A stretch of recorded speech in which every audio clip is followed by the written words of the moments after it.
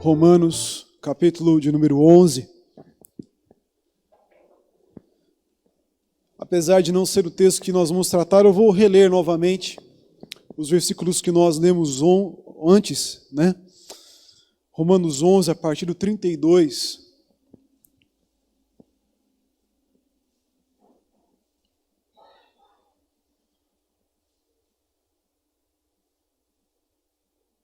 Algo importante aqui para nós notarmos antes de nós lermos o nosso texto de hoje. Romanos 11, 32 diz assim: porque Deus a todos encerrou na desobediência, a fim de usar de misericórdia para com todos. Ó profundidade da riqueza, tanto da sabedoria como do conhecimento de Deus! Quão insondáveis são os seus juízos e quão inescrutáveis os seus caminhos! Quem, pois, conheceu a mente do Senhor? Ou quem foi o seu conselheiro? Ou quem primeiro deu a ele para que ele venha a ser restituído? Porque dele, por meio dele, para ele são todas as coisas. A ele, pois, a glória eternamente. Amém. Como os irmãos percebem, o versículo 32 traz uma afirmação sobre a misericórdia de Deus. E logo a seguir, no 33 até o 36, veio uma das maiores declarações de louvor que Paulo já escreveu. Poucas vezes nas cartas dele, ele escreve declarações de louvor tão grandiosas, tão bem trabalhadas. E essa é certamente a mais conhecida porque virou até música e nós cantamos ela. O que aconteceu com Paulo? Paulo, nos versículos 9 a 11, vem falando sobre a misericórdia de Deus. E ao contemplar a ação de Deus na história, trazendo a sua misericórdia, o seu senhorio, ele não pôde deixar de louvar e engrandecer o nome de Deus. Especialmente no capítulo 11, que é um capítulo que parece ser de pouco proveito para nós. Paulo contemplou a misericórdia e a soberania de Deus em toda a história. E com esse sentimento de adoração de Paulo, de reverência diante de Deus, de louvor, é que eu convido os irmãos a lermos uma parte desse capítulo nesse momento. E com o auxílio de Deus, nós contemplarmos a sua glória, majestade e misericórdia. Romanos capítulo 11, versículo 1 diz assim: pergunto, pois, terá Deus porventura rejeitado o seu povo? De modo nenhum. Porque eu também sou israelita da descendência de Abraão, da tribo de Benjamim. Deus não rejeitou o seu povo, a quem de antemão conheceu. Ou não sabeis o que a Escritura refere a respeito de Elias, como insta perante Deus contra Israel, dizendo: Senhor, mataram os teus profetas, arrasaram os teus altares, e só eu fiquei, e procuram tirar minha vida. Que lhe disse, porém, a resposta divina: reservei para mim 7.000 homens, que não dobraram os joelhos diante de Baal. Assim, pois, também agora, no tempo de hoje, sobrevive um remanescente segundo a eleição da graça. E se é pela graça, já não é pelas obras. Do contrário, a graça já não é graça. Que diremos, pois, o que Israel busca, isso não conseguiu, mas a eleição o alcançou, e os mais foram endurecidos, como está escrito. Deus lhes deu espírito de entorpecimento, olhos para não ver e ouvidos para não ouvir, até ao dia de hoje. E diz Davi: torne-se-lhes a mesa em laço e armadilha, em tropeço e punição, escureçam-se-lhe os olhos para que não vejam, e fiquem para sempre encurvadas as suas costas. Pergunto, pois, porventura tropeçaram para que caíssem? De modo nenhum, mas pela sua transgressão veio a salvação aos gentios, para pô-los em ciúmes. Ora, se a transgressão deles redundou em riqueza para o mundo, e o seu abatimento em riqueza para os gentios, quanto mais a sua plenitude? Dirijo-me a vós outros que sois gentios, visto, pois, que eu sou apóstolo dos gentios, glorifico o meu ministério, para ver se, de algum modo, posso incitar aos ciúmes os do meu povo, e salvar alguns deles. Porque se o fato de terem sido eles rejeitados trouxe reconciliação ao mundo, que será o seu restabelecimento, senão vida dentre os mortos? E se foram santas as primícias da massa, igualmente o será a sua totalidade. Se for santa a raiz, também os ramos o serão. Se, porém, alguns dos ramos foram quebrados, e tu, sendo oliveira brava, fosse enxertado em meio deles, e se tornasse participante da raiz, da riqueza da seiva da oliveira, não te glorie contra os ramos. Porém, se te gloriares, sabe que não és tu que sustentas a raiz, mas a raiz a ti. Dirás, pois, alguns ramos foram quebrados, para que eu fosse enxertado. Bem, Pela sua incredulidade eles foram quebrados. Tu, porém, mediante a fé, está firme. Não te ensoberbeças, mas teme, porque se Deus não poupou os ramos naturais, também não te poupará. Considerai, pois, a bondade e a severidade de Deus. Para com os que caíram, severidade, mas para contigo a bondade de Deus. Se nela permaneceres, de outra sorte também tu serás cortado. Eles também, se não permanecerem na incredulidade, serão enxertados, pois Deus é poderoso para os enxertar de novo. Pois se foste cortado da que por natureza era oliveira brava, e contra a natureza enxertado em boa oliveira, quanto mais não serão enxertados na sua própria oliveira aqueles que são ramos naturais. Vamos orar mais uma vez. Senhor, como diz a canção que nós cantamos, o Senhor é muito mais do que nós podemos expressar. O Senhor é certamente muito mais do que eu posso expressar essa noite. Mas o Teu Santo Espírito testifica no nosso coração, quando nós ouvimos a Tua palavra, e nos dá o testemunho de quem é o Senhor. Que o Senhor se revele nesse momento na Sua glória, na Sua misericórdia, na Sua soberania, na Sua santidade, Senhor. E que nós possamos viver em adoração ao Senhor hoje, todos os nossos dias, exaltando e confiando no Senhor, porque o Senhor nunca rejeita o seu povo. Nós te louvamos porque o Senhor faz isso exclusivamente por sua misericórdia e graça. E nós pedimos que nós possamos conhecer o Senhor mais e mais hoje também, nesse momento.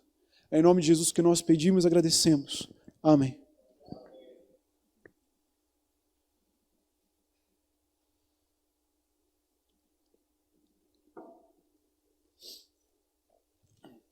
Meus irmãos, aquela trilogia, O Poderoso Chefão, filme bem antigo, mas um dos clássicos do cinema, e conta principalmente a história de Michael Corleone, né, um chefão da máfia, um homem que cometeu muitos crimes, mandou matar o próprio irmão por situações da família.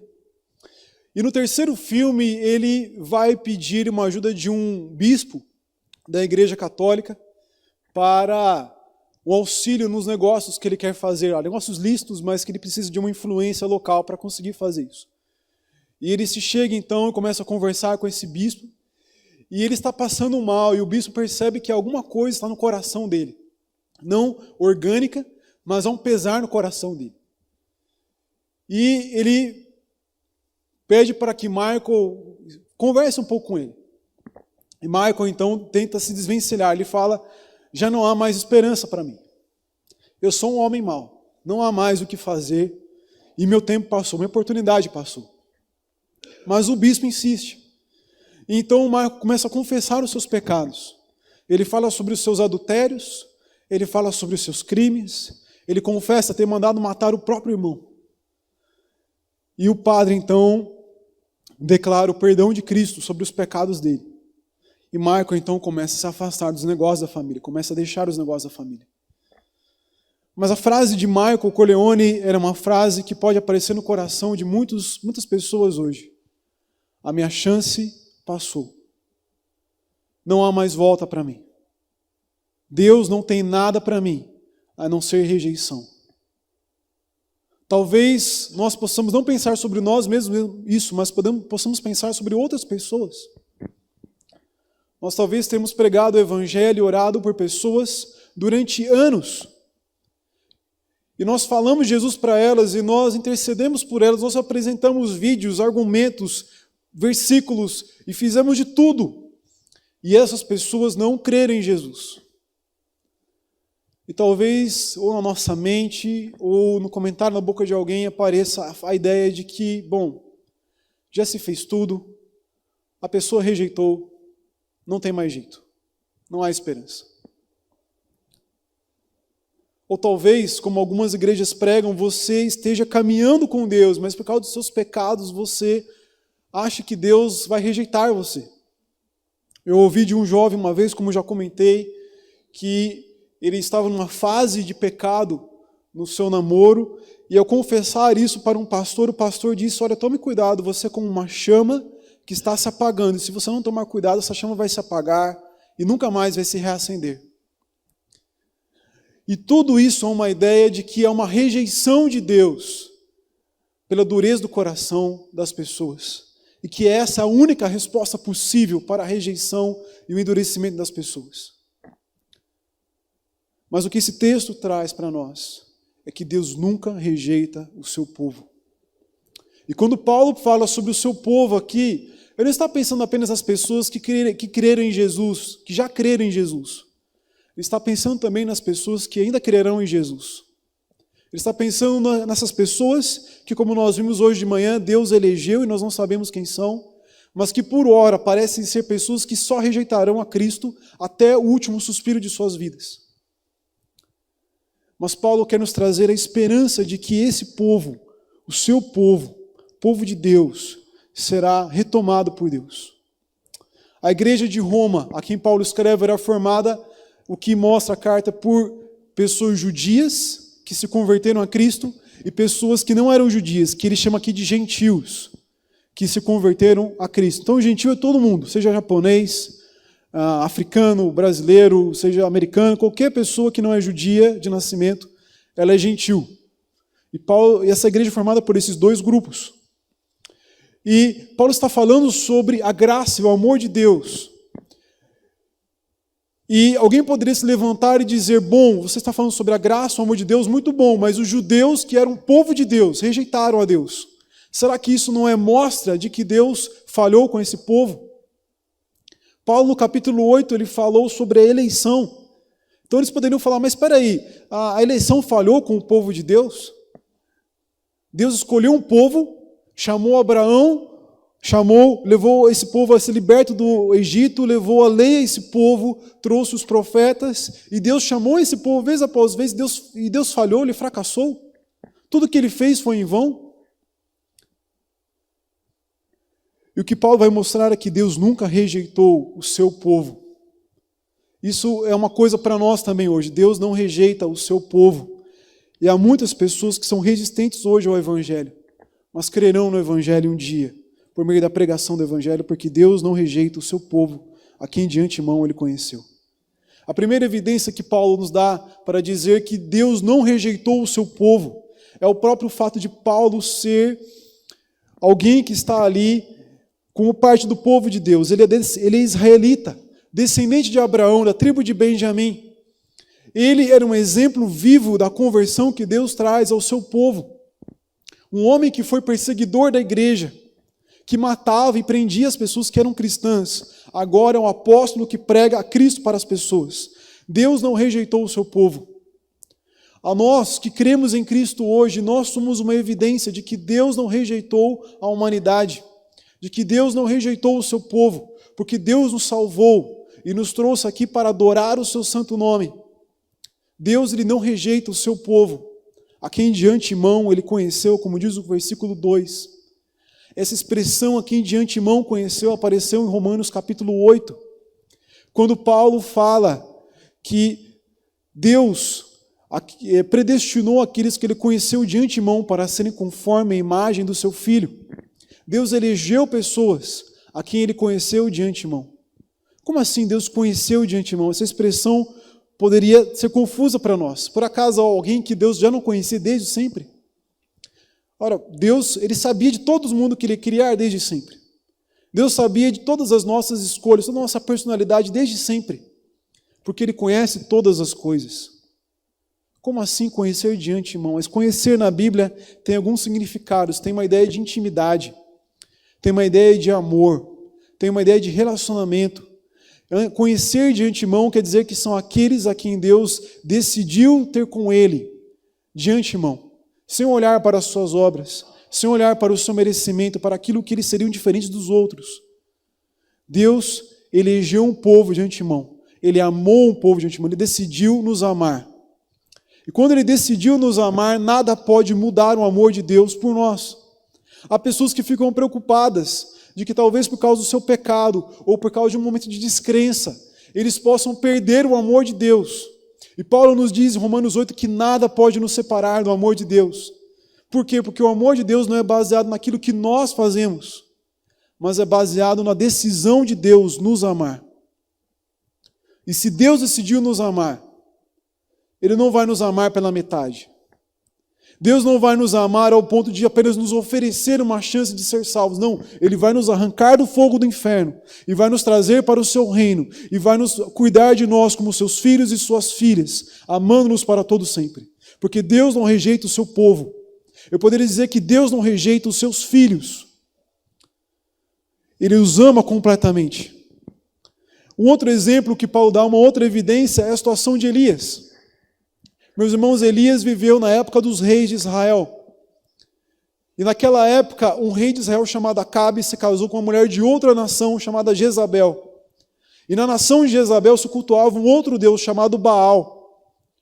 Um deus que eles procuravam para abençoar os campos, as colheitas, os animais nos campos, que eles cuidavam e criavam, para gerar filhos também. Era o centro da vida deles a partir daquele momento, jogando Deus de lado. E Elias, ele foi, e pela ação de Deus, ele confrontou os profetas de Baal. E não só ele convenceu o povo, pelo poder de Deus, a matar 400 profetas de Baal. Jezabel, quando soube disso, mandou um mensageiro dizer a Elias, Elias, que Baal faça o que quiser comigo, se amanhã, a esta hora, você não estiver morto. E Elias, então, com medo, foge de Jezabel. E ele foge andando por 40 dias e 40 noites, até que chega no monte do Senhor. E lá Deus se encontra com ele. E ele pergunta, Elias, o que está fazendo aqui? E Elias diz, Senhor, todo Israel se afastou, eles mataram os seus profetas, destruíram os seus altares, só eu restei. Então Deus diz para ele o seguinte, Elias, eu reservei para mim 7.000 homens que não dobraram seus joelhos diante de Baal. Eu reservei para mim. O que Paulo quer dizer para nós é o seguinte, de que há um remanescente, há um grupo que Deus manteve fiel a ele. A humanidade se desviou desde Adão e Eva. Deus poderia ser frustrado no seu plano de criar uma humanidade que adorasse a ele. Mas Deus não pode ser frustrado, Ele é o Senhor de todas as coisas. E Ele manteve com Ele um povo que Ele escolheu para viver em adoração a Ele, serviço a Ele. Meus irmãos, eu não quero falar sobre política exatamente, mas permitam usar uma frase que muitos têm usado, apenas como exemplo. Muitos elegeram o Bolsonaro com grandes esperanças. E uma frase que eu tenho ouvido desde o começo do ano é que as pessoas não deixam o Bolsonaro governar. Não vou entrar nesse mérito. Mas as pessoas poderiam dizer a mesma coisa sobre Deus. Deus quis salvar a humanidade, queria a humanidade para si, e a humanidade não deixa Deus ser Deus delas. Não deixa Deus ser o Senhor delas. Não deixa Deus ser o Salvador delas. O diabo não deixa Deus agir livremente. Irmãos, isso é mentira. Deus é o Senhor de todas as coisas, Ele faz aquilo que Ele deseja. E se a situação foi por esse caminho, porque nos planos de Deus, Deus decidiu que esse caminho era um caminho proveitoso aos planos dEle. Era um caminho que traria o resultado que Ele desejava para os planos dEle. Nós vimos hoje que Deus revela a sua justa ira e revela a sua misericórdia, a sua glória, por meio de toda a criação dEle, por meio de todos os homens que Ele criou. Deus não é um Deus frustrado, não é um Deus limitado, que tenta salvar as pessoas e governar sobre a vida delas, mas elas não deixam. Deus, Ele continua sendo sempre o Senhor de todas as coisas. E Deus, Ele não é frustrado em salvar o seu povo. Por quê? Porque Ele resgata o seu povo, a quem Ele conheceu de antemão, a quem Ele elegeu, pela pregação do Evangelho. Talvez haja pessoas que tenham sido resistentes ao Evangelho durante muita parte da sua vida. Mas há um tempo em que Deus, se elas são eleitas do Senhor, serão resgatadas. Assim foi com Paulo. Pense comigo, Paulo, ele prendia pessoas e matava pessoas que eram cristãs. Paulo e os judeus eram pessoas responsáveis, diligentes. Nós vemos isso em Atos. Eles não condenavam alguém sem julgar alguém antes. Imagine quantas vezes Paulo não perguntou para alguém se ele acreditava em Cristo, o que ele pensava sobre Cristo, e quantas vezes ele não ouviu da boca de cristãos a quem ele matou e prendeu, de que Cristo é o Senhor de todas as coisas, de que Cristo é o Salvador, o Messias que veio para morrer na cruz pelos nossos pecados e nos salvar. Apesar disso, Paulo só se inflamava cada vez mais contra Deus e contra a igreja. Mas houve um dia em que Deus separou e que o próprio Deus se encontrou com Paulo no caminho para Damasco. E esse dia mudou a trajetória de Paulo. Não importa o quanto o coração de Paulo fosse resistente, seu coração foi mudado. Quando Ananias vai orar com ele, escamas caem dos seus olhos. E essa situação física, material, representa a cegueira de Paulo. Ele era cego em relação a Jesus. Ele nunca poderia aceitar a Jesus se Jesus não se revelasse a ele no meio do caminho. Mas Jesus amava Paulo. Jesus amou Paulo desde antes da criação do mundo. Jesus separou Paulo, não apenas para ser seu filho, mas para ser o seu apóstolo, que pregaria o evangelho por todo canto. E no dia certo, no dia determinado por Deus, Deus venceu a dureza de coração de Paulo. Ele venceu a cegueira de Paulo. Ele venceu a surdez de Paulo. Por quê? Porque Deus separou um remanescente para a sua graça. Diz aqui o versículo 5, quando Paulo aplica nosso tempo, no tempo de hoje, sobrevive um remanescente segundo a eleição da graça. Meus irmãos, por que Jesus não voltou ainda hoje? Porque há pessoas a quem ele elegeu e separou para salvar, dentre todas as nações do mundo. Talvez essas pessoas, muitas delas nem nasceram ainda. Caso fosse todo mundo só na época de Paulo, a gente nem estaria vivo hoje.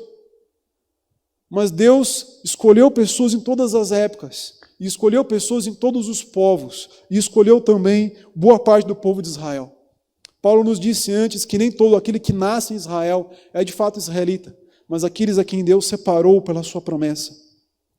Mas essa é uma eleição da graça. E uma eleição da graça não é uma eleição que vem pelas nossas obras.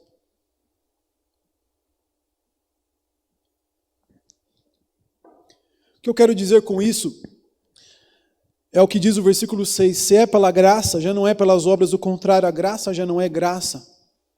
Deus não escolheu pessoas porque Ele acha que essas pessoas são melhores do que outras. Deus não escolheu pessoas porque Ele veria que elas teriam uma característica diferente dentro delas, que era a fé em Jesus, caso ouvissem o Evangelho. Deus separou um povo porque Ele decidiu fazer isso de graça.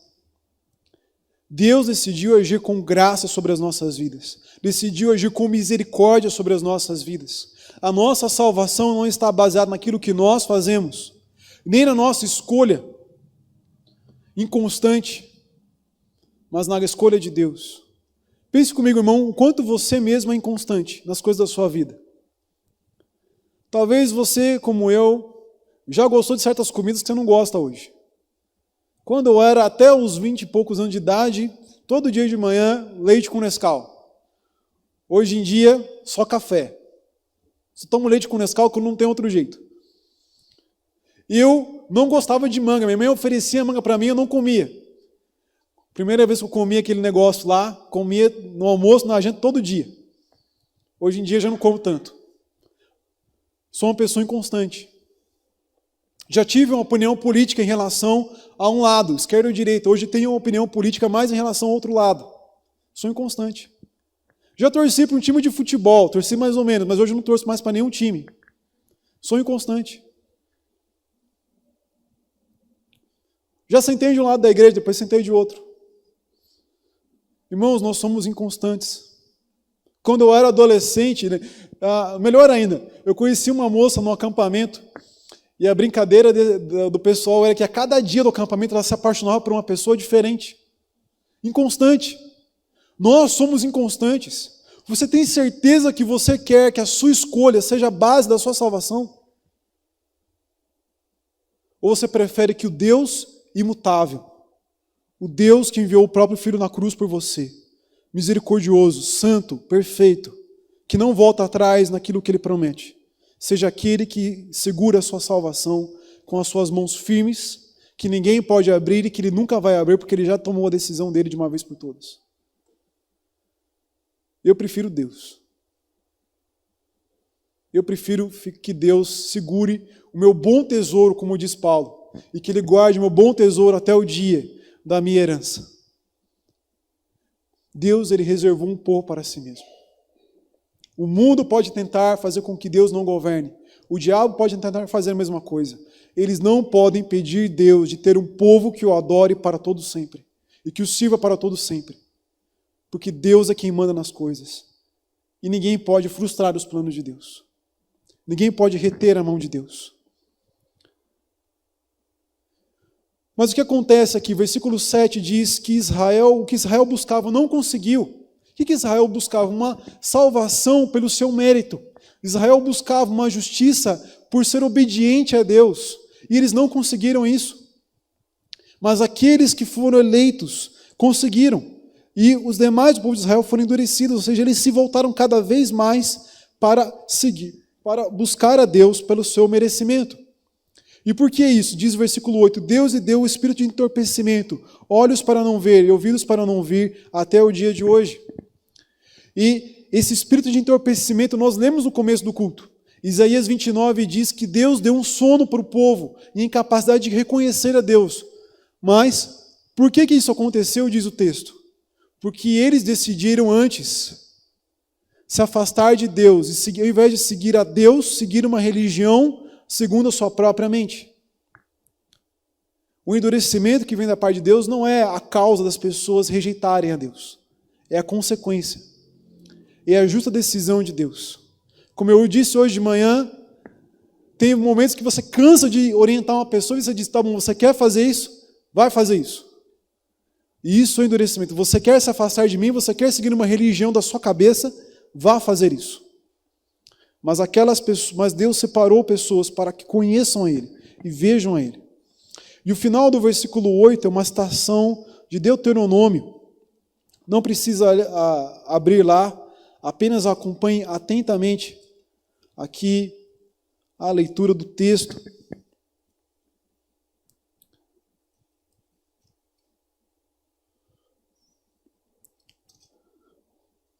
Problema do pastor que escreve na Bíblia. 2:5. Chamou Moisés a todo Israel e disse-lhe em Horebe, disse-lhes, tendes visto tudo quanto o Senhor fez na terra do Egito, perante vós, a Faraó, e a todos os seus servos, a toda a sua terra. As grandes provas que os vossos olhos viram, os sinais e grandes maravilhas. Porém o Senhor não vos deu coração para entender, nem olhos para ver, nem ouvidos para ouvir, até o dia de hoje. E aí Moisés, da parte de Deus, começa a guiar o povo no que é a aliança de Deus com o povo. O que Paulo está dizendo é o seguinte, eles não conseguiram compreender até no momento certo em que Deus quiser revelar a sua glória a eles. Paulo está mostrando para nós de que o povo de Israel um dia se voltará para o Senhor totalmente. Não quer dizer que todo indivíduo vai se voltar para Deus, porque isso nunca aconteceu na história de Israel, mas o povo como um todo se voltará para Deus. Há um momento em que Deus dá olhos para ver, ouvidos para ouvir, uma mente e um coração para compreender. E esse dia chegará para o seu povo, porque Deus nunca rejeita o seu povo, Deus nunca rejeita os seus filhos. Foi isso que aconteceu conosco, houve um dia em que Deus abriu nossos olhos para Ele. Teve um dia que deu um clique na sua mente e você falou, agora entendi o que é esse negócio de Jesus. E eu quero esse negócio para mim. E haverá um dia para várias pessoas. Há várias pessoas, meus irmãos, que eu oro e tenho certeza que você ora também pela conversão dessas pessoas. Há várias pessoas para quem nós pregamos o Evangelho. Haverá um dia que Deus abrirá os olhos de muitas dessas pessoas. Haverá um dia em que Deus abrirá os ouvidos delas. Elas se converterão a Cristo. E nosso coração, nosso peito virá aquela sensação de alívio e de gratidão a Deus. Porque Deus traz uma abertura de olhos e ouvidos para que nós creamos nele. Davi também diz, no versículo 9 aqui, e 10, torne-se a mesa em laço, armadilha, tropeço e punição, escureçam-lhes os olhos para que não vejam e fiquem curvadas para sempre as suas costas. A parte de antes desse texto que Paulo não citou, ele diz assim que deram a ele fel e vinagre. E o rejeitaram, buscaram falsos deuses. Você lembra de quem bebeu fel e vinagre? Você lembra de quem bebeu vinagre na cruz do Calvário? Quando Jesus estava pregando na cruz, os soldados romanos molharam uma esponja em vinagre, um vinho barato, colocaram na ponta de uma lança e colocaram na boca de Jesus. O que aconteceu é o seguinte, o endurecimento veio a Israel porque eles rejeitaram a Cristo. E se rejeitaram a Cristo, nossa mente está tudo perdido. Mas Paulo antevê o momento em que eles serão salvos. O versículo 11 diz: pergunto, por acaso tropeçaram para que caíssem? Ou seja, eles tropeçaram para nunca mais se levantar, de modo nenhum. Mas pela sua transgressão veio a salvação aos gentios, para colocá-los em ciúmes. E aí Paulo vai começar a descrever como Deus fez um plano de que pela negação de Jesus por meio dos judeus, todos os povos vieram conhecer a Deus. Lembra daquele versículo que diz: todas as coisas cooperam para o bem daqueles que amam a Deus? Nós costumamos usar esse texto para dizer sobre as coisas que nós gostaríamos que acontecessem. Todas as coisas cooperam para eu ter um bom casamento, para eu ter o carro que eu desejo, para eu ter a saúde que eu gostaria de ter, para eu ter isso ou ter aquilo, mas todas as coisas cooperam para que nós sejamos salvos e sejamos transformados segundo a imagem de Cristo. E até mesmo a rejeição dos judeus nos trouxe essa salvação. O que Paulo está dizendo é o seguinte: aconteceu uma sequência, e essa sequência começa com os judeus rejeitando a Cristo. Paulo pregava nas sinagogas e os judeus rejeitavam a Cristo. Ele dizia o seguinte: bom, agora eu vou para os gentios. E Paulo então foi para as nações, e quando ele foi para as nações acreditaram em Cristo, muitos acreditaram em Cristo. Mas o povo de Israel não foi rejeitado, não foi abandonado, não foi deixado de lado. Às vezes a gente pensa isso, né? Parece que os judeus tiveram a sua oportunidade e perderam. Agora a questão são as outras nações. Mas Paulo está dizendo o seguinte: Deus está salvando os gentios para colocar eles em ciúme, os judeus em ciúmes. E para que os judeus também venham como parte da igreja e sejam salvos. Imagine o seguinte: eu lembro de uma situação, né, de um rapaz que gostava de uma garota, e essa garota gostava dele também, mas havia uma dúvida se deveriam namorar ou não. E ela começou então a falar de um outro rapaz, para ver se causava ciúmes no primeiro, e ver se o primeiro falava: não, eu vou atrás dela antes que eu não tenha mais chance. O que Deus está fazendo com o povo de Israel é a mesma coisa. Ele salva todas as nações da terra. E o povo de Israel olha para nós, para a nossa liberdade em Cristo, para a nossa felicidade em Cristo. Olha para a nossa maneira de viver e deseja isso. Atos 2 e Atos 4 mostram como a vida do povo que foi salvo por Jesus era algo que atraía os olhos de Israel. Se diz em Atos 2, 47, que eles tinham admiração de todo o povo. Em Atos 4 e Atos 5 diz que muitos queriam se aproximar deles, mas tinham medo do que aconteceria com o Sinédrio, porque o Sinédrio poderia rejeitá-los. Quando o povo de Deus é salvo e vive a salvação de Deus, as pessoas ficam com o desejo de participar disso. Há muitos ateus que dizem: olha, eu sinto inveja de vocês, crentes. Eu gostaria de acreditar em alguma coisa, eu gostaria de ter esse tipo de vida que vocês têm. E quando nós vivemos com pessoas salvas, as pessoas ao nosso redor começam a olhar para a nossa vida e começam a pensar: poxa, eu gostaria de ter isso também. E aquelas pessoas duras de coração vão sendo convencidas de que o caminho que nós vivemos é melhor do que o caminho delas. Paulo ainda compara a salvação dos gentios, dos judeus, com uma oliveira. A oliveira era um dos símbolos de Israel.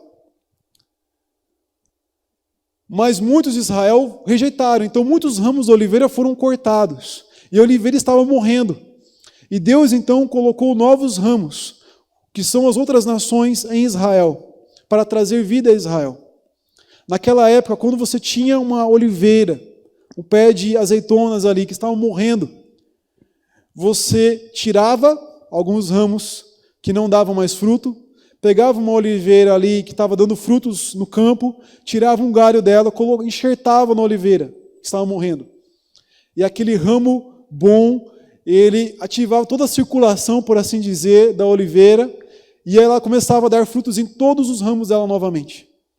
O que Deus está fazendo com o seu povo é colocar as nações dentro do povo de Israel, como parte do seu povo, para que Israel se volte a Deus. O que isso importa? O que isso importa, meus irmãos, é que Deus está conduzindo toda a história de um modo que o seu povo não seja rejeitado. Deus não se esqueceu dos judeus há 2000 anos atrás. Ele disse: olha, vocês tiveram a sua chance, de 2000 anos para frente, agora são as nações. Vocês tiveram a sua chance e perderam. Não. Deus vai trazer esse povo de volta. O evangelho será pregado a todas as nações do mundo. Pessoas de todas as nações se converterão. E então os judeus também se converterão a Cristo e farão parte do seu povo. Meus irmãos, se Deus age assim com o povo judeu, que o rejeitou, o povo judeu que não quer saber dele durante 2000 anos, que resistiu a Jesus durante 2000 anos, a quem você acha que Deus já rejeitou de todas as circunstâncias? Como você pode ter certeza que a pessoa a quem você tem pregado o evangelho não tem mais chance de se converter a Cristo?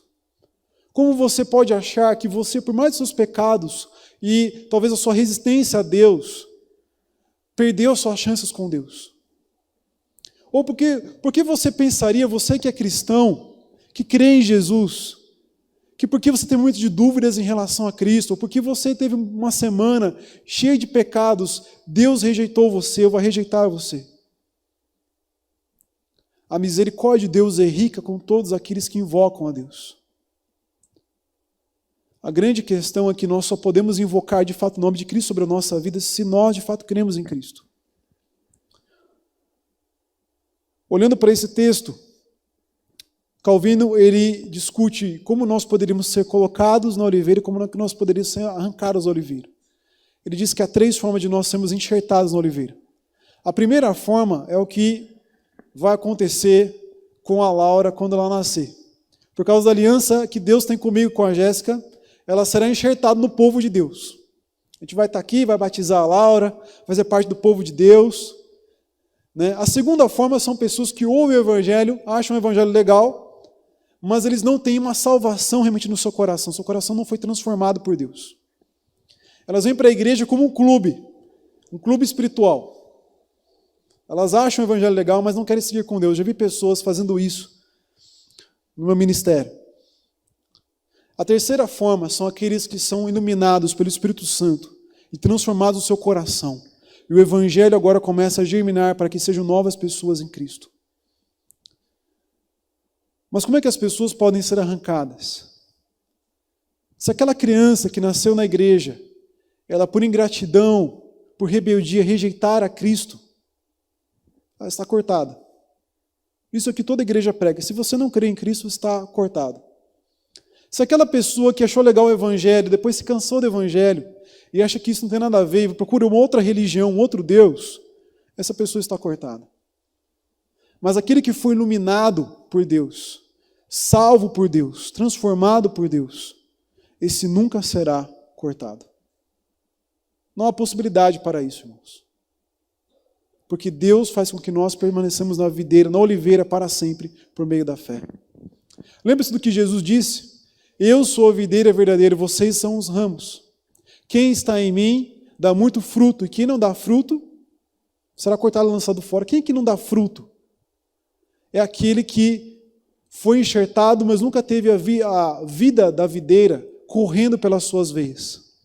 Nunca teve a vida de Cristo dentro de si. Faz parte da igreja, mas nunca teve a vida de Cristo dentro de si mesmo. E aquele que dá fruto, por menos apenas um fruto, esse será podado para dar cada vez mais fruto. Uma vez que nós começamos a frutificar para Deus, nós nunca mais paramos. Há épocas que nós frutificamos menos, outras mais, mas nunca nós paramos. Mas Paulo vê no final do versículo 24 a possibilidade que o povo de Israel volte a fazer parte de Israel. Isso mostra para nós que é uma possibilidade de salvação para todos aqueles a quem Deus elegeu. Não apenas uma possibilidade, há uma salvação certa para todos aqueles a quem Deus separou para si mesmo. E olhando para isso, Oséias capítulo 14, nos diz o seguinte: volta, ó Israel, para o Senhor teu Deus, porque pelos teus pecados está caído. Tende convosco palavras de arrependimento e convertei-vos ao Senhor. Diz ele: perdoa toda iniquidade, aceita o que é bom, e em vez de novilhos, os sacrifícios dos nossos lábios. A Assíria já não nos salvará. Não iremos montados em cavalos e não mais diremos as obras das nossas mãos. Tu és nosso Deus. Por ti o órfão alcançará misericórdia. Curarei a sua infidelidade.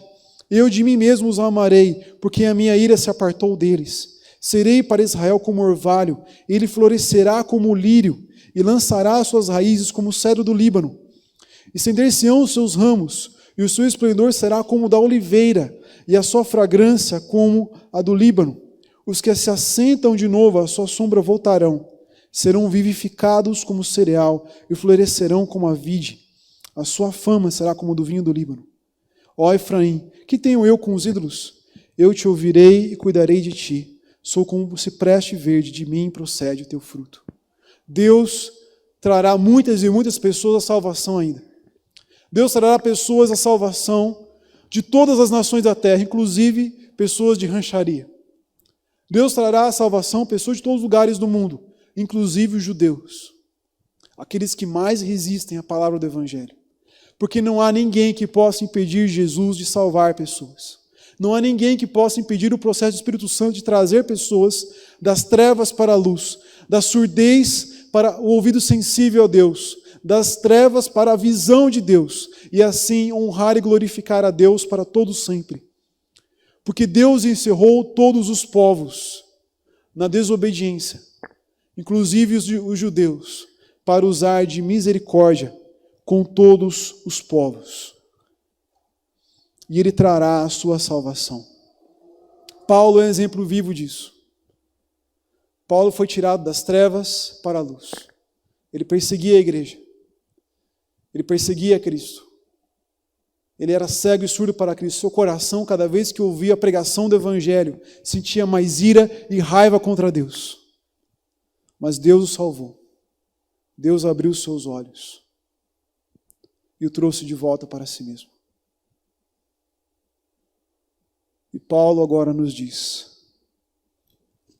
ó profundidade da riqueza, tanto da sabedoria como do conhecimento de Deus. Quão insondáveis são os seus juízos, e quão inescrutáveis os seus caminhos. Quem, pois, conheceu a mente do Senhor? Ou quem foi o seu conselheiro? Ou quem primeiro deu a ele para que lhe venha a ser restituído? Porque dele, por meio dele e para ele são todas as coisas. A ele, pois, a glória eternamente. Amém. Irmãos, a quem você tem pregado o Evangelho que não tem se convertido? Por quem você tem orado que é insensível? Continue orando. Continue pregando.